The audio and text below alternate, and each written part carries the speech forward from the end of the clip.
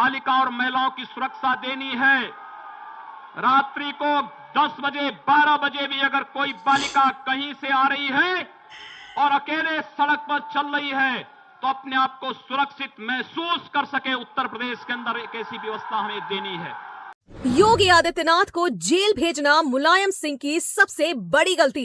चलिए आपको अब पूरी कहानी सुनाते हैं। उस वक्त उत्तर प्रदेश में मुलायम सिंह यादव की सरकार थी। मुलायम सिंह यादव की सरकार में प्रदेश में कई दंगे हुए और उन्हीं दिनों में एक दंगा गोरखपुर में हुआ। 2007 में गोरखपुर में हुए सांप्रदायिक दंगों के दौरान योगी को 11 दिन के लिए सलाखों के पीछे रहना पड़ा था। सलाखों के पीछे बिताए गए ये 11 दिन उनके जीवन और स्वभाव में आए बदलाव की वजह माने जाते हैं, जो कि जेल जाने को सुरक्षा गार्ड छीनने से योगी आदित्यनाथ अंदर से इतने आहत हुए कि लोकसभा में अपने दर्द को बयां करते हुए वो रो पड़े थे। घटना जनवरी 2007 की है, जब गोरखपुर में सांप्रदायिक हालात पैदा हुए थे। शहर की शांति पूरी तरह से भंग हो चुकी थी।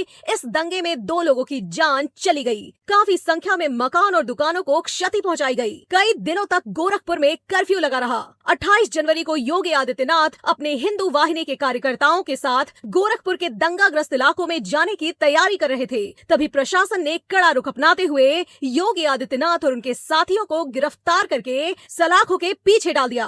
उस वक्त बीजेपी न तो केंद्र में थी और न ही राज्य में। योगी जैसे नेता खुद को स्थापित करने के लिए लड़ाई लड़ रहे थे। राजनीति के जानकार मानते हैं कि योगी आदित्यनाथ को जेल में डालने का फैसला मुलायम का गलत फैसला था। मुलायम के इस कदम से योगी का दायरा गोरखपुर और पूर्वांचल के कुछ जिलों से पूरे उत्तर प्रदेश में फैल गया और योगी आदित्यनाथ हिंदुओं के मसीहा और कट्टर हिंदू नेता जैसे छवि बनाने में कामयाब रहे। मुलायम सिंह यादव ने ये कदम शायद इसलिए भी उठाया कि अप्रैल मई में विधानसभा चुनाव होने जा रहे हैं और योगी आदित्यनाथ गोरखपुर में सांप्रदायिकता की आग सुलगा रहे थे। मुलायम सिंह योगी को जेल में डालकर ये संदेश देना चाहते थे कि सपा मुसलमानों के हित में फैसले लेती है। उधर गोरखपुर दंगे की आग आसपास के इलाकों में भी फैल रही थी। इसे काबू करने के लिए प्रशासन बड़े पैमाने पर गिरफ्तारियां कर रहा था।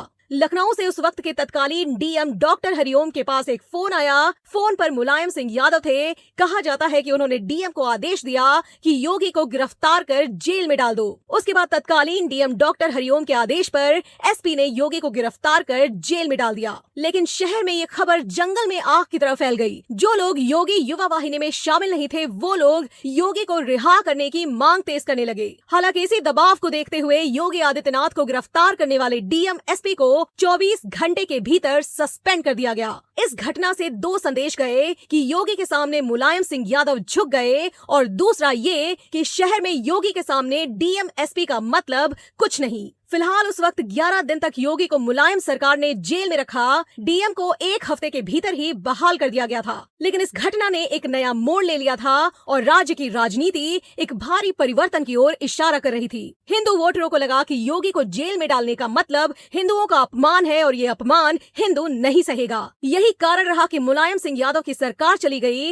और सत्ता में वापसी हुई बसपा की। घटना के कुछ दिन बाद योगी संसद में पहुंचे। उन्हें उस वक्त तत्कालीन लोकसभा अध्यक्ष सोमनाथ चटर्जी ने शून्यकाल में अपनी बात रखने का मौका दिया और फिर एक ऐसा नेता संसद में रोया जिसे लोग बाहर कट्टर हिंदू नेता मानते थे। कारण जो भी रहा हो, लेकिन आदित्यनाथ की गिरफ्तारी और उनकी हिफाजत में और उनकी सुरक्षा में लगे कर्मचारियों को हटाना योगी जैसे कट्टर छवि वाले नेता को अंदर तक झिंझोड़ कर रख दिया। इस घटना के बाद योगी आदित्यनाथ की छवि एक कट्टर हिंदू नेता की हो गई और वो प्रदेश में पहले से ज्यादा लोकप्रिय हो गए। योगी आदित्यनाथ के यहाँ से वहाँ तक पहुँचने में इस घटना का बहुत बड़ा किरदार माना जाता है। हालांकि इस घटना के 10 साल बाद वो सीएम बन गए और मुलायम सिंह यादव राजनीति से दूर रहे।